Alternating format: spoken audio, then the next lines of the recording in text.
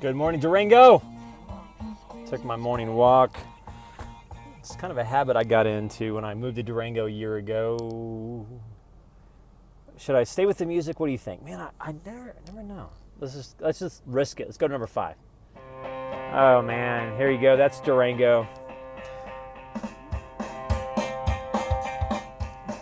Okay, earlier I was talking about money, sex, and relationships and how that's kind of, I'm going to start talking about that a little bit.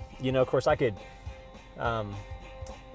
really just as I go through life, I'm seeing more and more, let me just give you a real life example of what it's like to be Jonathan Fibonacci. Okay, I should really call this money, sex, relationships, and photography. Or if you want to be really, really sophisticated, I could say money, sex, relationships, and cinematography. Because I just love the cinema. And of course, I was thinking, when did I really fall in love with the camera? And, the only real memory I have is my granddad died, as my granddad was diagnosed with cancer. This is kind of a morbid story.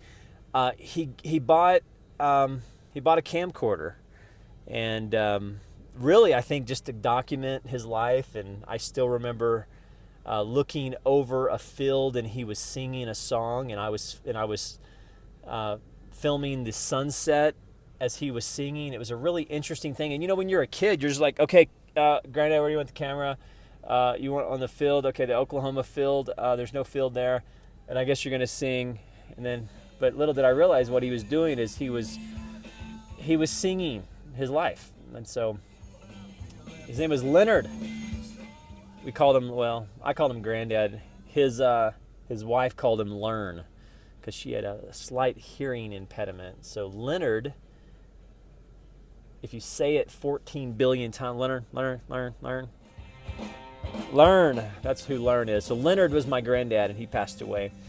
But I remember filming him and filming the family around Thanksgiving dinner and trying to make everybody look good and make them laugh. And then I think we lost those videos, man. Don't even get me on that. So anyway, money, sex, relationships, and cinematography. When I was on the PCH over there in Malibu, I was, taking my Nikon out.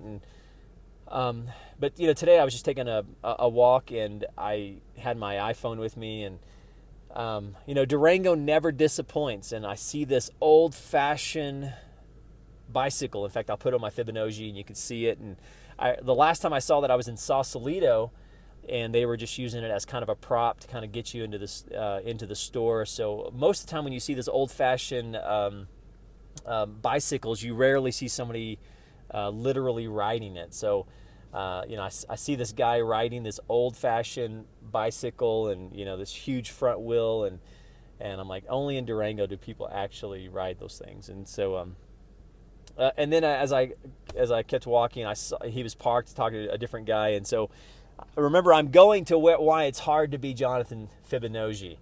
And when I first moved here, I studied an economic theory that was built upon Fibonacci math, or fractal math.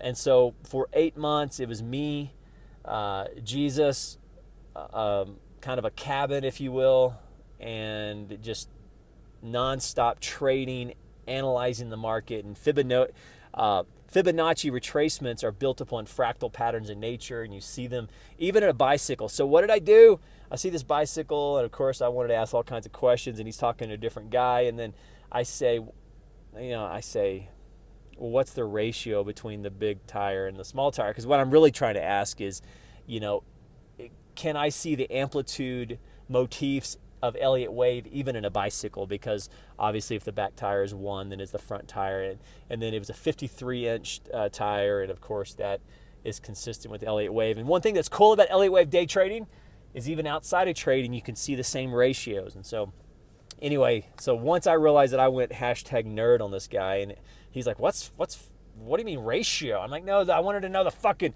anyway, so he just fucking looked at me like, what? And then, so that's what it's like to be Jonathan Fibonacci. You see an old-timey bicycle. You instantly start talking about ratios, and people go, what? You're crazy. What are you talking about? Pisses me off. It's all about perspective. Of course, he wasn't day trading with me for fucking, how 8:30 straight up, 7:30 straight to the market. Day trading can be very, very intense. Takes a lot. So it even affects how you see bicycles. So then, of course, I came back, took a picture of it. So money, sex, relationships, and photography. And I saw a bicycle, 53-inch front tire. Then come back to my truck, do a little YouTube, and I think I'm done for the day. You guys be good. Huh? What? It's so complicated? No, maybe I'm smart. Ain't no crime to be smart. You guys be good. Email me, marcon417@gmail.com.